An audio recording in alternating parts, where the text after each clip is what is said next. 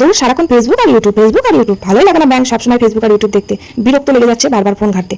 কাল আমার সাথে এআই যা করেছে আমি তো দেখে ভাই অবাক একদম। কালকে হোয়াটসঅ্যাপে মেটা এআই আমি একটা ফটো দিয়েছিলাম, তো ভাবলাম দেখি এই মানে ড্রেসটা চেঞ্জ করে কালারটা কেমন লাগে, মানে নেই কাজ তো খই ভাজ, বসে বসে কি করবো তাই আর কি ওইসব কুট কাম করছিলাম। তো প্রথমে হোয়াটসঅ্যাপটা খুললাম, হোয়াটসঅ্যাপে খুলে মেটা এআই গেলাম, তো ছবি নিয়ে কালকে আমি অনেক কেলোর কীর্তি করেছি, আর যা কাণ্ড হয়েছে সবই তোমাদের দেখাই, একটু দেখো।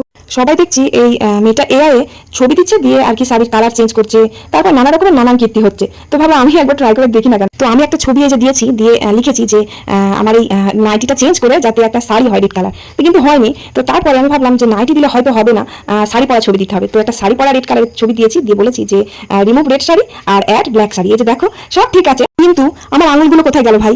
এগুলো কি আমি তো সেটাই ভেবে পাচ্ছি, আমার নখগুলো কোথায় গেল? আর শাড়িটা তো মনে হচ্ছে ছেঁড়া ভাই, ছিঁড়ে গেল কি করে শাড়িটা, কি যে করেছে আমি তো সেটাই বুঝতে পারলাম না। কিন্তু ব্ল্যাক শাড়িটা জাস্ট ফাটাফাটি লাগছে, কিন্তু ব্লাউজটা কিন্তু চেঞ্জ করে দিয়েছে পুরো ব্ল্যাক। তারপর আবার ওই ছবিটা দিয়ে লিখলাম রিমুভ মাই রেড শাড়ি আর অ্যাড ইয়েলো শাড়ি। এটা কিন্তু জাস্ট ফাটাফাটি লাগছে তাই না? ব্লাউজের কালারটা সেম আছে, কিন্তু শাড়িটা কিন্তু ভাই দারুণ, আমি তো অবাক হয়ে গেলাম, এরকমও হয়, কত কি হবে।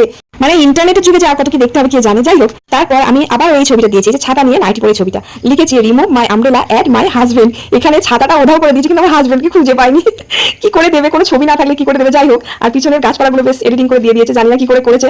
তো যাই হোক, তারপর ভাবলাম এবার আমার হাজবেন্ডের ছবি দিয়ে কেমন হয় দেখি। তো আমার বর্মশাইয়ের ছবিটা দিয়ে দিয়েছি আর লিখেছি remove my husband and add my boyfriend দিয়ে দিয়েছি। তো দেখো কি কাণ্ড করেছে ভাই, এটা কি আমার মুখটা একবার দেখো, পুরো চুল টুল একদম মানে ছোট ছোট করে একদম পুরো ছেলেদের মুখ, আর এটা আমার বর। এটা কি করেছে ভাই, চোখের মধ্যে সাদা সাদা, এটা কি কোথা থেকে বসিয়েছে আমি তো সেটাই ভেবে পাচ্ছি না। কিন্তু আমি এটা আমার বয়ফ্রেন্ড, এটা আমার মুখটা করেছে, এটা কি অবস্থা। কিন্তু আমাকে হেভি হ্যান্ডসাম লাগছে তাই না?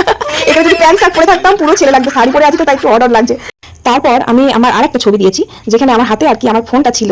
তো আমি সেখানে লিখেছি যে remove the phone from hand and get it iPhone.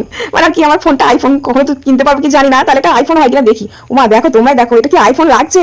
হ্যাঁ, অ্যাপেলের লোগোটাই দেখতে পাচ্ছি না, এই তো মনে হচ্ছে খেলনার ফোন। ফোনের সাইজটা দেখো, একদম মনে হচ্ছে মেকআপ বক্স নিয়ে বসে পড়েছি, সামনে আয়না দিয়ে আর কি সাজগুজু করছি, এরকম মনে হচ্ছে। যাই হোক, আমার আইফোন নেওয়ার দরকার নেই, আইফোনের ছবি আমার দরকার নেই। সত্যি এটা কিন্তু বেশ মজাদার ব্যাপার, সব ঠিক আছে, কিন্তু আমার বড়মশাইয়ের জায়গায় আর কি এটা কি করেছে, এই কাণ্ডটা আমার খুব বাজে লাগছে। এটা দেখে আমার এত হাসি পেয়ে গেছে কি বলবো।